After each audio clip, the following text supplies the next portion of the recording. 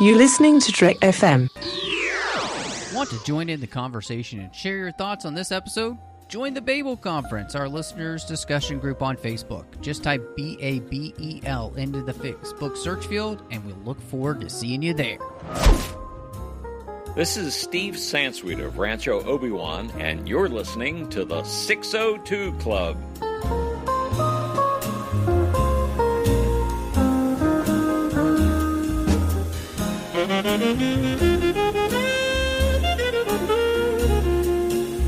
Hello and welcome to TFM's Local Watering Hole, and I am just one of your hosts here, Matthew Rushing from Universe 661654302, and with me as she is, are you Christy from 6613042 or 6613043? Which timeline is that? I don't know. I don't know if we've had any of the same podcasting experiences, so, but we're going to try this anyway. We're going to be talking about Deadpool and Wolverine this week, before we dive into everything. Of course, thanks for catching up with us. We'd love if you would subscribe to the show wherever you get your podcasts. Of course, you can also give us a star rating and review over on Apple Podcasts and help other people find the show. You can find us all over social media. The entire show you'll find on X, Twitter at the 602 Club. We're on Instagram at the 602 Club TFM. We're on with the entire network on Facebook at facebook.com/TrekFM. We've also got the website at trek.fm, and you can support the network by going over to Patreon at patreon.com/TrekFM and becoming part of the team. So, Christy, with this movie, I think one of the most interesting things maybe, or at least a big part of it, is the fact that, you know, we had for so long Fox version of Marvel versus Marvel's own version of Marvel, you know, with Marvel Entertainment, Marvel Studios, and then, of course, they were bought by Disney, and so it became kind of like Fox versus Disney. And so I guess one of the big things in that, how did you feel knowing that they would do a third film in the Deadpool series with 20th Century Fox now that Disney owns that? But of course, you know, it's also now with Disney, and so they aren't really known for doing the same things that Fox was known for doing, especially with the Deadpool films, or even like what we've seen Marvel do with Sony and the Venom films. You know, that hasn't really been the MO of the Disney Marvel series. And so, yeah, how did you feel coming into that, knowing they were going to pick up this mantle, and apparently they were going to run with it the same as usual as the other previous Deadpool films? I think it's kind of a double-edged sword with this, where on the one hand, you want to give respect and pay homage to the Deadpool films that came before, because you're not going to get the same response if you try to do your own thing with it. But then also, this is a totally uncharted territory for Disney. It's their first R-rated film with any property that they own. And it's also now picking up all of these characters that Fox no longer would have the rights to, that they've been acquired by Disney. So I was a little trepidatious about it, just because obviously there's a lot of things to like about Disney being more family friendly. But I think that there's an interesting way they could look at this with fresh eyes, I would say. And I think that Fox anyway had been losing some steam with some of the more recent stuff, except for Deadpool. So, you know, obviously thinking about the X-Men stuff, I think that it really started to get more and more unraveled. It wasn't as good as when it first started, aside from Logan, for example. So I was really interested in Disney picking up Fox and trying to do a third Deadpool movie. But then also you and I both, I think, have always felt the same about franchises. Let's not just go for the cash grab. Let's actually have a good story that's worthy of another film. Sure. Yeah, I mean, I think that it always came down to the money, and I think that Disney realized that they could always make money doing this, having a third Deadpool film, and either finding a way for the character to bow out. I mean, Deadpool's not going to do anything gracefully, right? But sarcastically, to bow out, have a final wrap up, or find a way to work him into what it is that they've been doing. Mm-hmm. And so I think the most interesting part of this is the way in which, and well, right away that the spoilers is that, now Deadpool and Wolverine and X-23 all exist in the MCU and are part of that universe. And I think, that's definitely an interesting thing. Especially the Wolverine as is, especially since I still have no clue exactly how they're going to work in mutants to this universe. And so I guess a question that I come to with that then, I'm wondering from you and how you feel about this, because is this just overcomplicating things to the point where they should have just kind of let, Deadpool and that whole X-Men universe basically either die a wonderful death or to live in its own universe and never really touch necessarily the universe that we're in the sense that like it exists in its own universe and we're just going to keep in its own universe because I don't know. I just feel like this just makes things even more complicated than necessary for the MCU as a whole, which has already gotten ridiculously complicated and hard to follow, if you ask me personally. So I'd like to introduce secret option C, where I'm kind of for this being introduced into the MCU, because you and I have talked about a lot with our reviews of the Marvel new phase and the shows not seeming to have any clear direction. Whereas we felt like everything leading up to this point in all the previous phases actually felt like someone had their handle on it and it was following a master plan that we all knew where we would end up, or that we knew we'd end up in a good place. Now, I think this addition could actually give some new interest and I would say even more credibility to the new phase of Marvel, because it's tying it back to that nostalgia of the X-Men characters that we grew to love, and Deadpool as well, and putting them together. I think it, just having their humor and everything mixed in with it, I think it could be a good thing. I mean, I can see 100% what you're saying. I don't think I agree. I think, and the reason that is for me personally is that this might be starting off incredibly negatively, but to me, this kind of proved how dead Marvel is, and in all honesty, just how I think they lack any true ideas anymore that are interesting.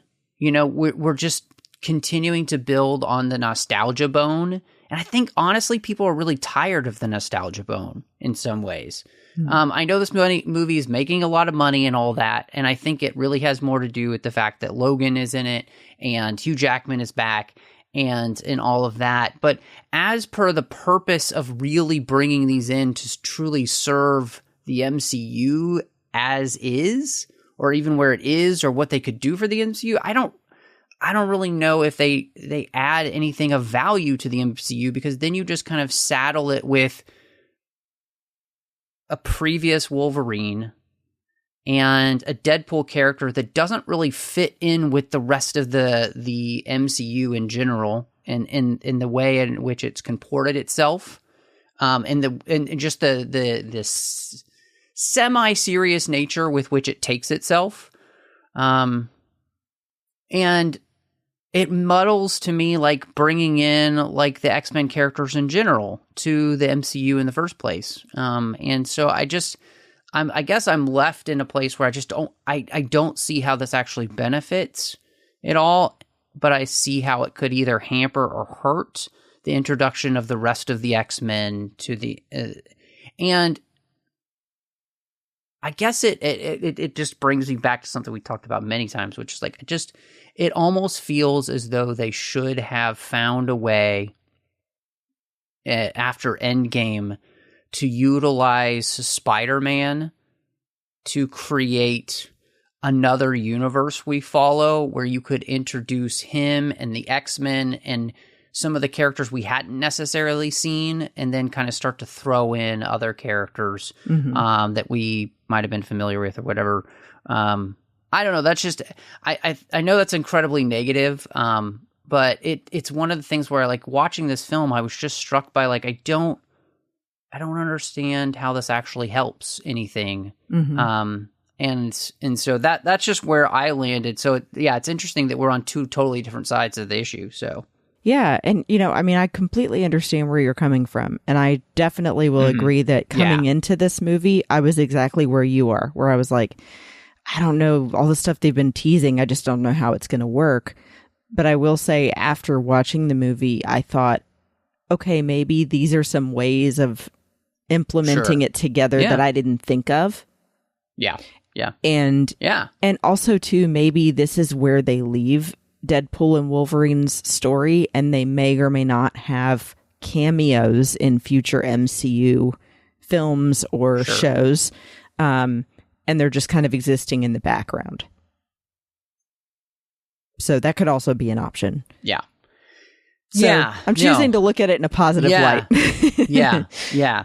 No, I mean, I think that is something that they could do. I think I'm left with the thought, though, if you're going to spend all of this time to create an entire film where you make sure these characters are still alive, like, I can't imagine them just being background characters in a way. Yeah. And it does make me wonder, okay, is this one of the ways in which you kind of find your way around the Kang storyline, in the sense that, the TVA is doing this new thing and all and whatnot. So, yeah, I mean, it'll be really interesting. So I think we could probably talk maybe a little bit more at the very end of the episode, just kind of where Marvel is going now with some of the announcements we've gotten, and if we're excited about those or not. But I think the most interesting thing to me was what they were going to do with bringing back Wolverine. We knew Logan was coming back, but how that was going to happen, we didn't necessarily know, especially since the character died,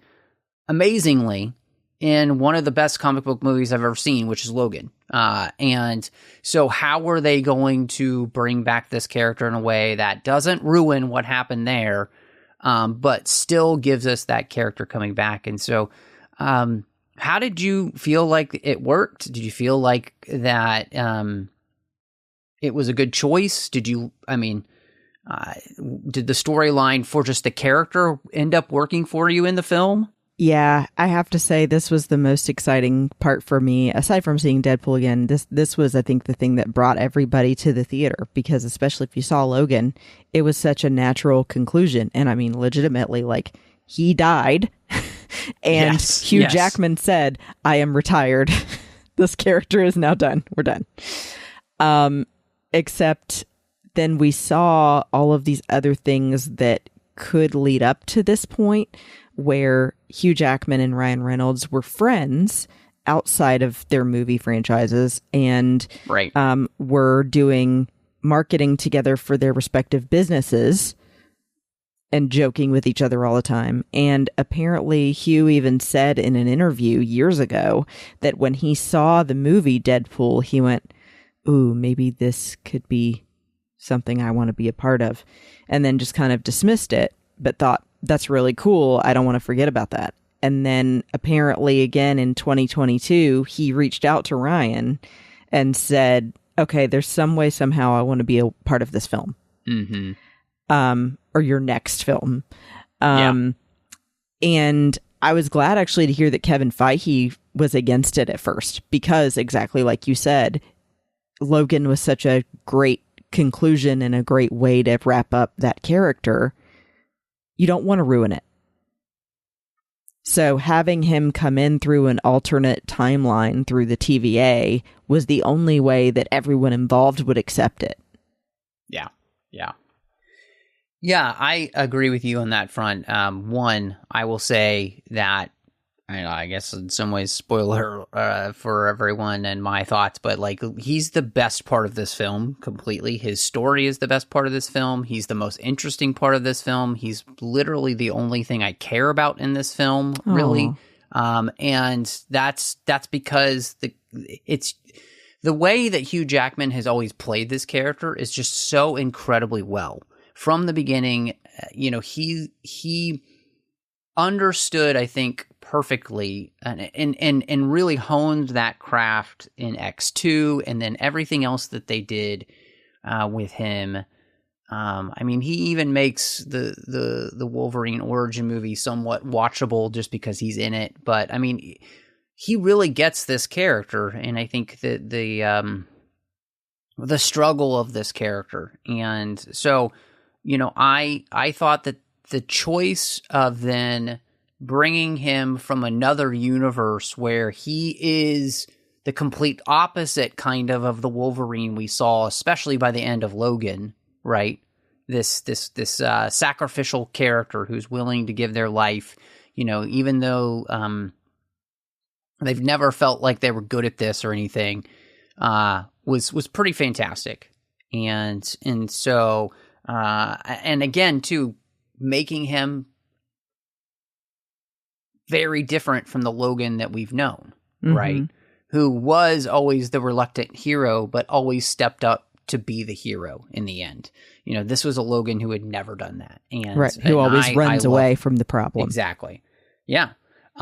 Just avoids problems as if that will make them go away, which I think was an incredibly important theme of the film, and this idea of like, you can't really run from your problems. It kind of reminds me of the silly line, but not a terrible one at the same time, from Twisters, where he's like, you don't face your fears, you ride them. You've got to face your fear. You've got to confront your fear. You can't just run away from it, because that doesn't do anybody any good. And in the end, of course, Logan finds out people also can end up dead. And so the things that we do matter, and I loved that. I again, bringing him back was wonderful, and it was definitely fun to be able to see him in the classic suit, the classic X-Men suit. I think that was wonderful. So I was really glad that we actually went this direction with him, and to me, it's the most pivotal and important part of the film, in all honesty. And it really, I will say this too with it. I absolutely wish that the movie just wanted to take itself slightly more seriously, because I think actually the thematic elements for Wolverine, which we'll talk about a little bit later, and even the stuff that they do with Deadpool are incredibly interesting. And yet the movie's just not interested in really digging into that more, which is sad, because if, again, this movie is like 20% more serious, I think it's a 40 to 50% better film because of it. And that's unfortunately not the MO of the Deadpool series, which is probably one of the things that makes me not as much of a fan of it as many other people are. Well, and one thing I will say to counter that is that the issues that Deadpool was always dealing with were serious, even though he came at it from a sarcastic angle. I mean, he was dealing with end-stage cancer and losing the person that he loved, the only person he loved. And so he dealt with that with sarcasm and the costume to hide his pain. But, here it's a whole other level of, he's gotten through those things. What now? And I like that they do bring in some seriousness for him in trying to figure out how to be on a team to work better with Wolverine than he has with the others from, X-Force and stuff. But it was hard. And then also wanting more because he could see that the woman he loves wants more from him, where he goes and wants to become an Avenger, but realizes even asking that is going to get him a laugh in the face. Yes. I mean, I think, again, the thematic element for him as a character to realize that the world does not revolve around me, and maybe it's better in the world if I care more about other people than I just care about myself. It's great. Right. It's a good theme. Like right? the picture of his friends and... Yes, yes. I think all of that's wonderful. I think all of that's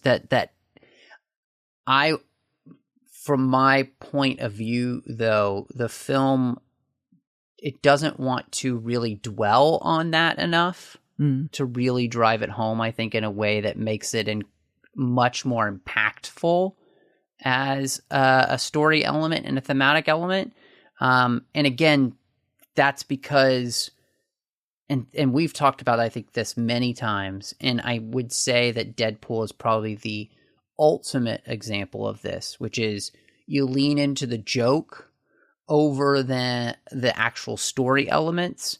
And I know that that's the character of Deadpool, but I think that, to me, if they had actually leaned into the thematic elements and the actual character moments for the character of Deadpool, it would have helped in making him fit more within the MCU. He could still be who he is. But I think if you dig into that a little bit more in the film and make it more prominent, it makes him feel like he fits more in the MCU in the first place. And so that's the part where I'm like,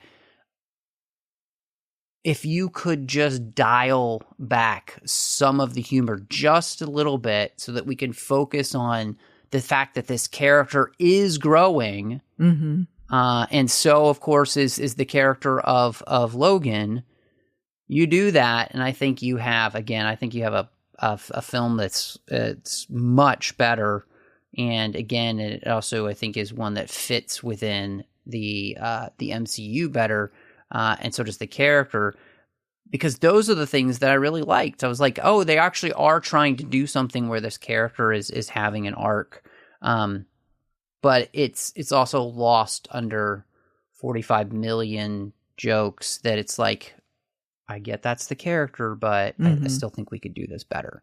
So, well, and one thing I wanted to add to, just before we move on from talking about Wolverine, not only was this the first time that we've had Wolverine in the movies wearing the blue and yellow suit, but also putting him and Deadpool together and seeing what results, and seeing two characters that are so individual learn how to work together and also have to fight it out multiple times.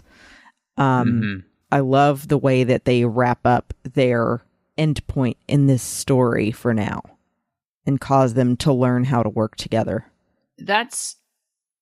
So yeah, you just hit on something that I think, so Wolverine and Deadpool together in the film is also something to which I really actually struggled with in this film, not seeing them together, but the fact that so much of the film feels very repetitive.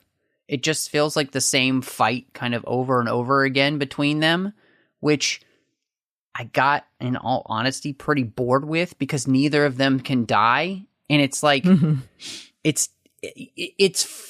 enjoyable, I think, once, maybe twice, but it happens like 3-4 times in this movie, and it just felt like the film could have been shorter with the same result, with just less of them beating the crap out of each other.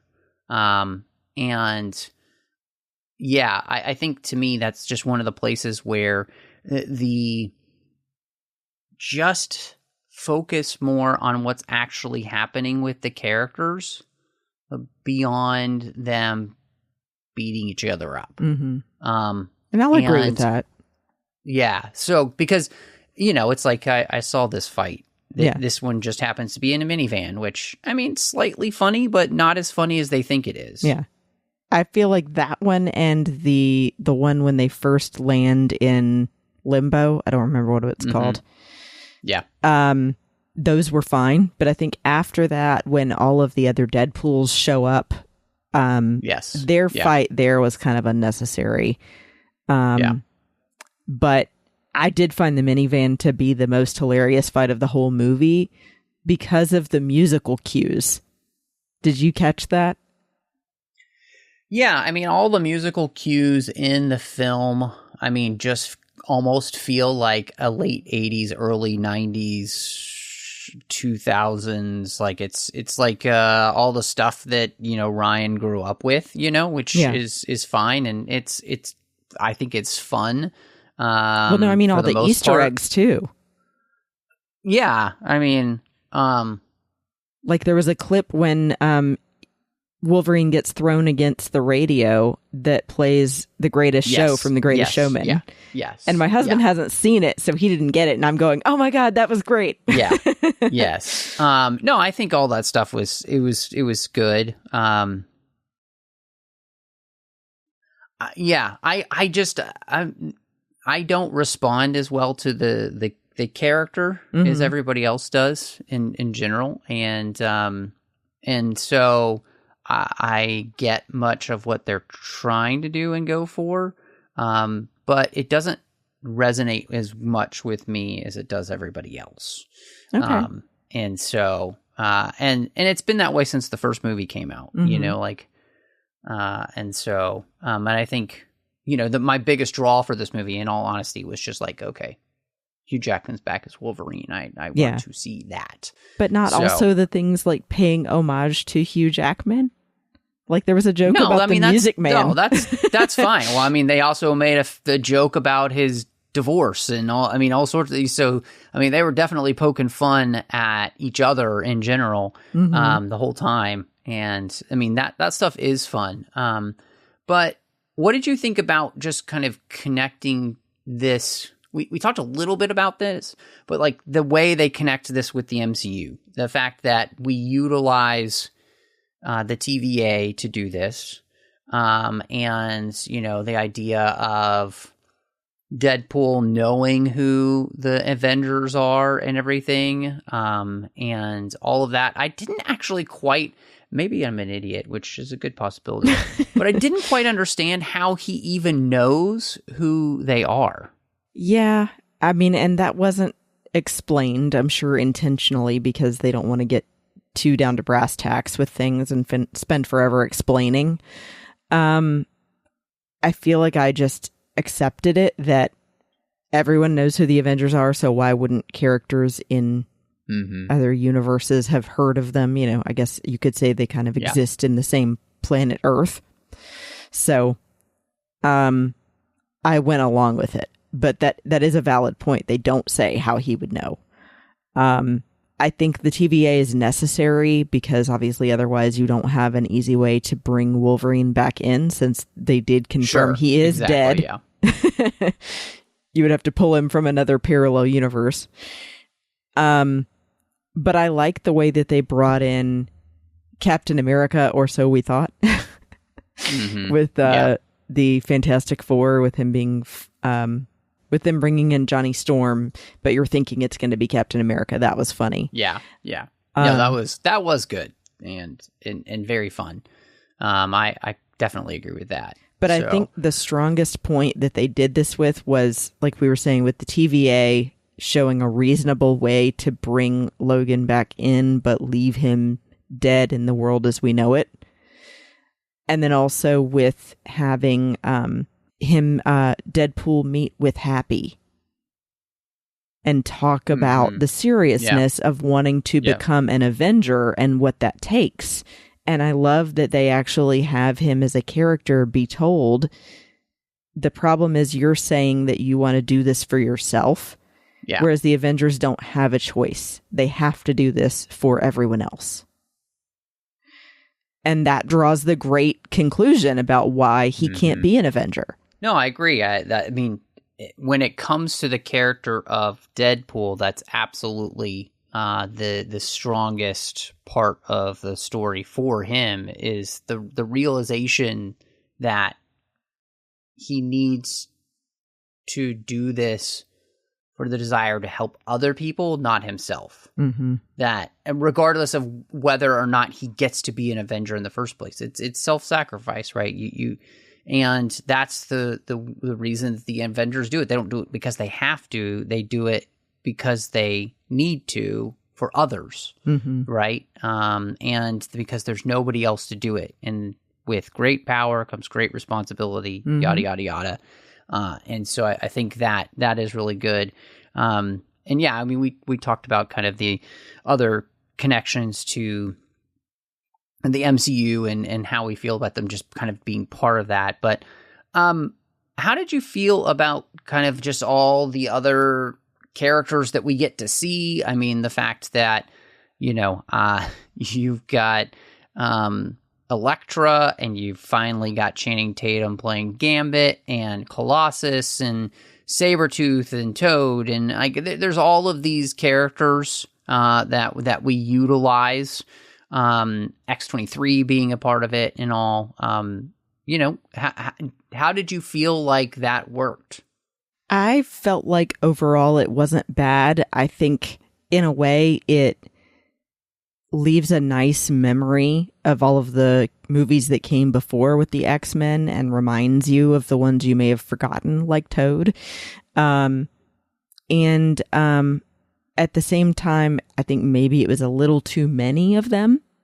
I don't think you needed all of those because it draws you away a little bit from the point of the movie, which is Deadpool and Wolverine. And especially having Cassandra Nova, who's supposed to be Professor Xavier's sister. I think it was almost like having too many villains again. Because we've also got Matthew McFadden playing this guy at the TVA who's corrupted. So I think they needed to choose who their villain was going to be and not have both of them. And then I think also there didn't need to be quite so many other characters brought in. Although it was cool to see Blade again and Elektra. And I think Channing Tatum always should have been Gambit, and he did a great job here. It's not really about them. Yeah, I agree. I agree with that. And I also think that the other big issue with them being there is that the movie doesn't actually really care about them. Right. They're there for that fight and then they're gone. And it doesn't even care about them in the fight. Like, it doesn't...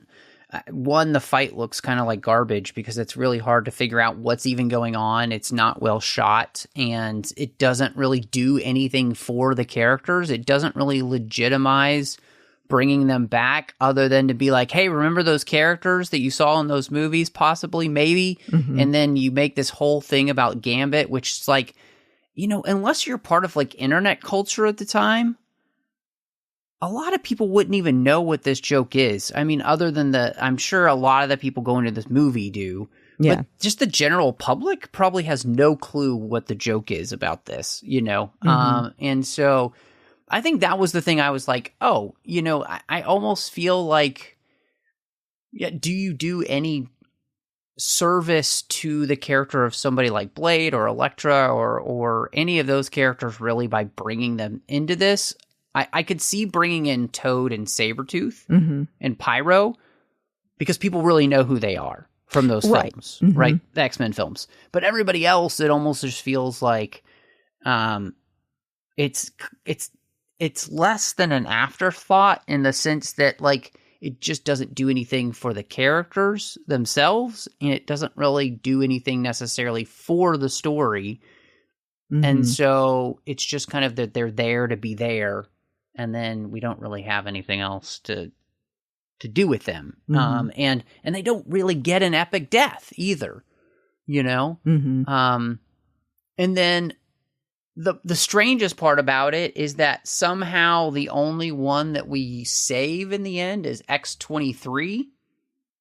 We save Laura, which of course makes sense because of, like, we're bringing that character in. And, she's such a pivotal character in Logan, an incredible character arc for her.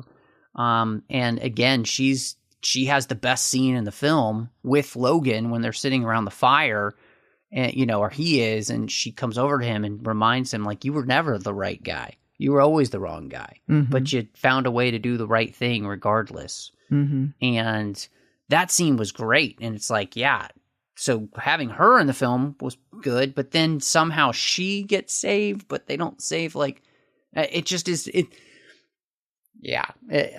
too many. I don't know. Yeah. So, and it's hard, like you said, yeah, absolutely. There's too many. So it becomes hard to care that they're there. Right. Yeah. And I think it was also another way that they're trying to make all of these things work together, because obviously they joke about Daredevil to Elektra and say, oh, sorry about that. And, it was cool seeing Wesley Snipes back and him saying there will only ever be one blade. And, but at the same time, it's like, again, you're just mentioning them in passing and then not really giving them anything else to do. Right. Maybe it didn't need to be added. Yeah. Even though it sucks. Yes. I agree with that. I think the thing that I was really struck by, and the thing that I loved best about the film, I said earlier, was the kind of the theme for Logan, which is that it all matters.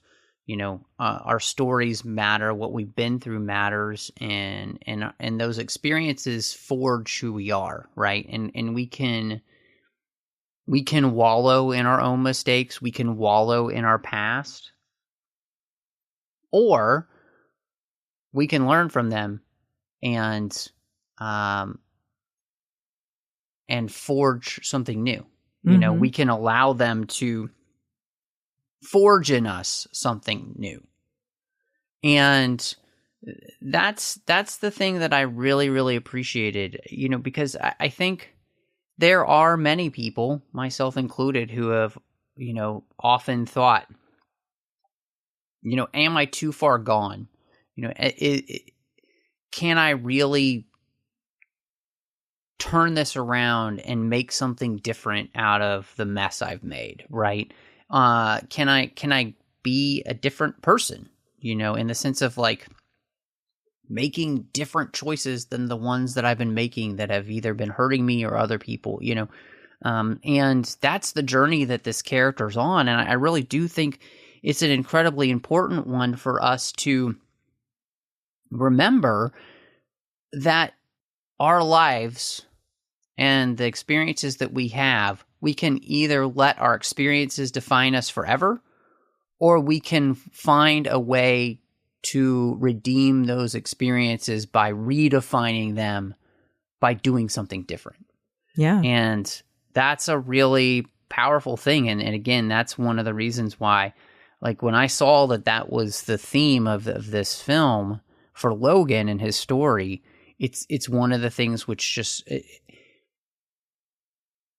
that character's always had great story arcs, great story arc here. And it's almost like I just wanted a movie about that instead of all the other stuff, because that was gold to me.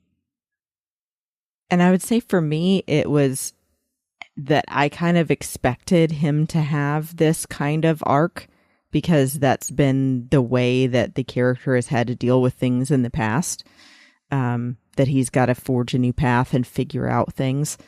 Although it was a different way of looking at him as a person, I think the person that I still saw the biggest growth from was Wade Wilson, because he finally learns. I mean, although he has in the past sacrificed himself to save someone else, for example, with Vanessa,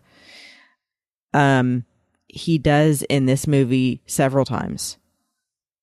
He sacrifices himself for his friends. He realizes that he can't stop the Time Ripper alone. And thankfully so does Logan. And so he's able to jump in and do his part. But it's Wade over and over again realizing that even though there are times when he has good intentions, he's still trying to take it all on by himself, and he can't. And that's why I thought that scene at the end with the Time Ripper and the two of them holding hands was so beautiful, was that they're fully embracing working together, and that Wade has finally learned over and over again how to sacrifice yourself for others. Yeah, no, I mean, again, I don't disagree that is definitely the best part of the story with him, because it is, you know, and I think one of the things that this is, one of the things that's so important about this, it's like, for me, it's like, just do those stories in a way that's the focus. Mm-hmm. More so, and I think it would have, for me, it would have been a better movie, and because I agree with you 100%. Both of those stories are really good. Yeah. You know, because becoming the less self-focused person and the more selfless person, but also becoming the person who's willing to admit that they need help, is all of that's great, you know, and I think well worth our time in the movies. Yeah. You know, because I think a lot of us need to be reminded of that. So yeah, I wish we had just done and dove in even more of that. So I guess one of the questions I want to ask you, we talked a little bit just with with some of the fight scenes or whatever, but I guess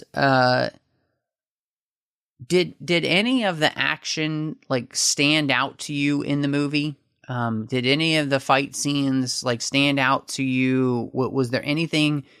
You know, obviously in a big comic book movie, that's a big part of the film. So I'm wondering if anything really worked for you in that way, or you're like, oh man, that was my favorite action scene.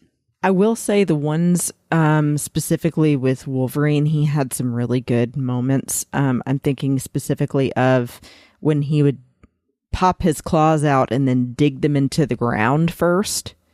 Always looked really cool and was even more menacing than just whipping out your claws. And I thought the scene in the Honda Odyssey was the most gritty,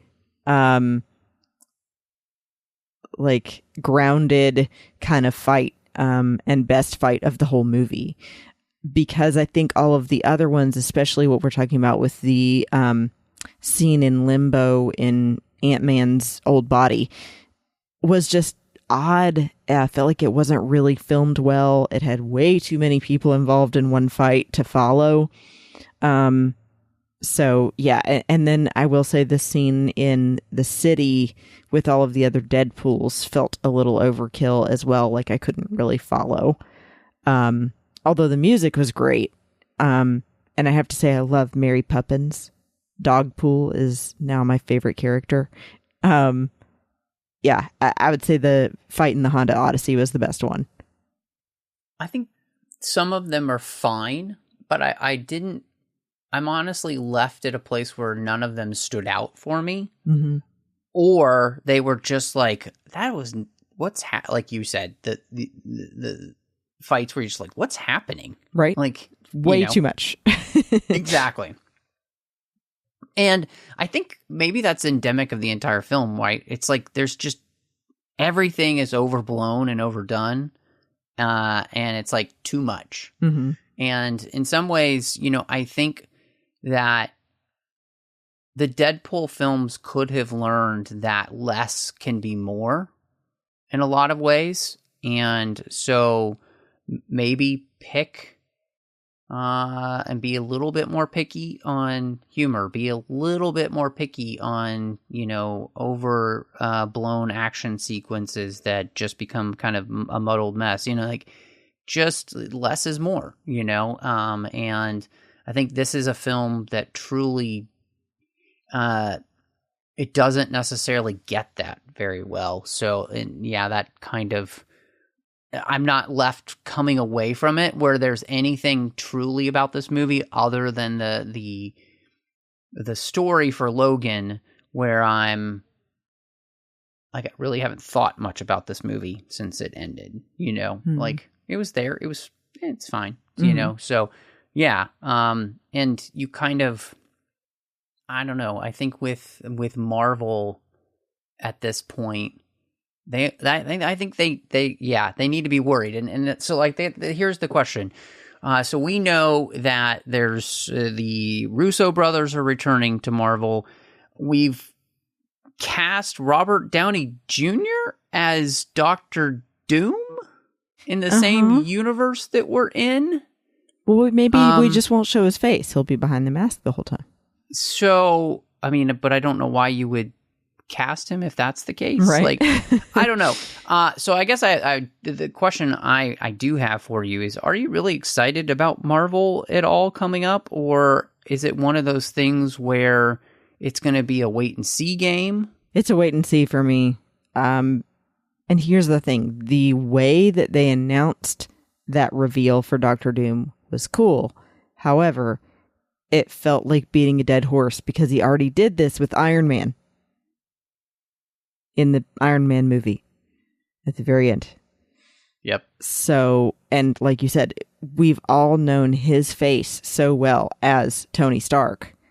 Mm-hmm. I don't see how we could accept him now being a totally different person. Yeah. Yeah. I think it should have been someone else. Yeah. I love him, but he's Tony Stark. Yeah. Yeah. I think you said it great. Yeah.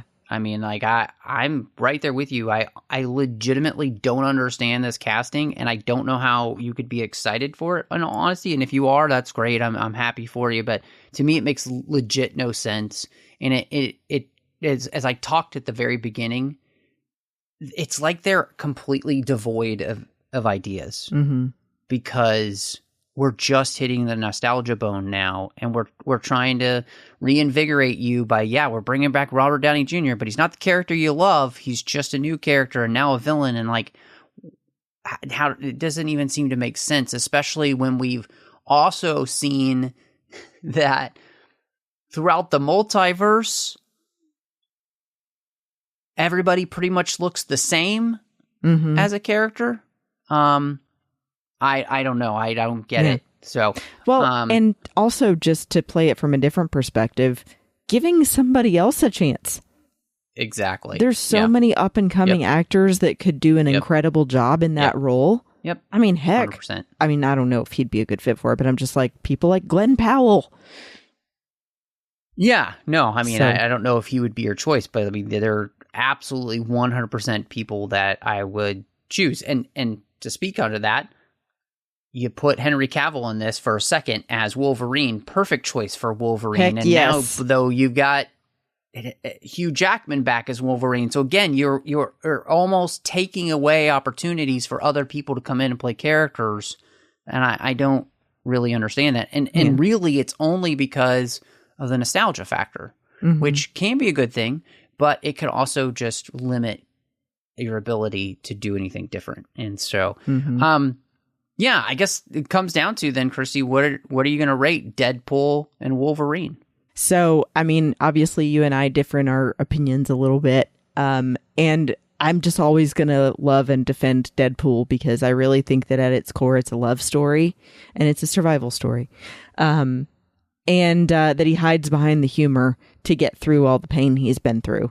So I was really excited about it, but wanted a good story to go with. And I think even though there are a lot of distractions with a lot of other characters being brought in, that at its core, bringing Deadpool and Wolverine together was a great idea.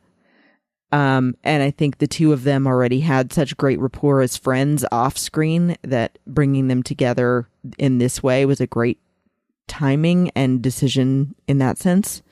I think also this could, like I said, breathe new life into the next phase of the MCU and just bring more creativity to help this problem we're having with a feeling of a lack of a master plan. So I hope maybe it's a way of injecting something different into the mix. So I was really excited. I had fun with this movie. My husband and I went to see it together. Got to throw out props to all the Easter eggs and also the dance at the beginning. Because Ryan Reynolds and I should be best friends. We're both little girls on the inside. Awkward. Well, you know what I mean. His wife has said he's the biggest Taylor Swift fan and, you know, loves things like NSYNC and all that stuff that you would not expect a man of his age to enjoy. So I think that he brings a lot of fun, and then combined it with the rapport that you get from Hugh Jackman. It was great. So ultimately I end up with a 4 out of 5 dance scenes. Nice. There you go. It's interesting because for all the reasons that I mentioned, and actually talking about it has made it worse.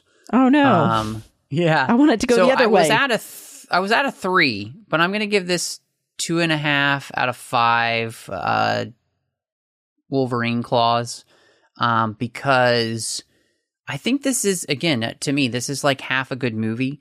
I think the movie is just too repetitive, and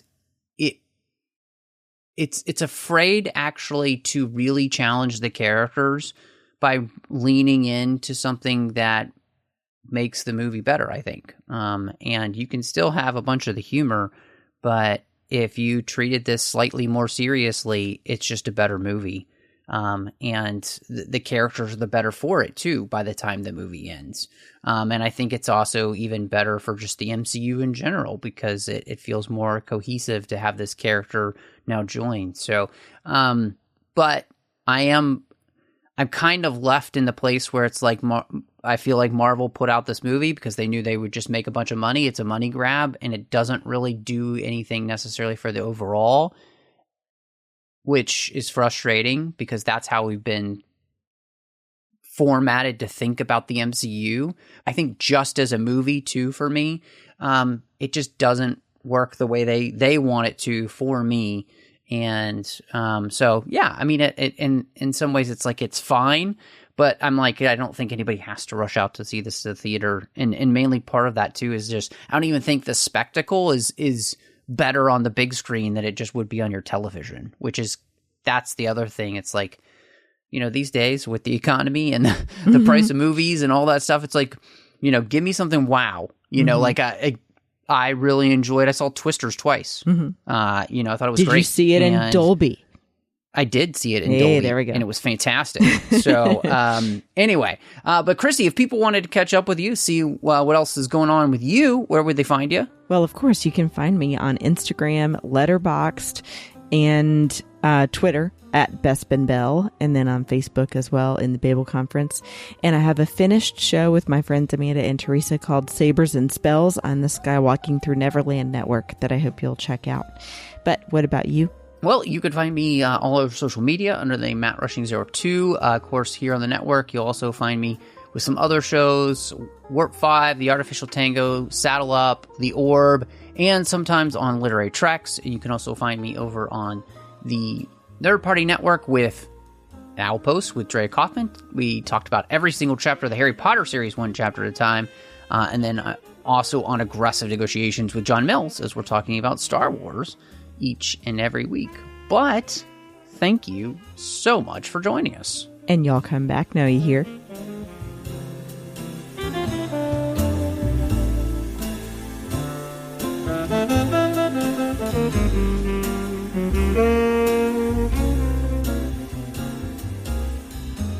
Thank you.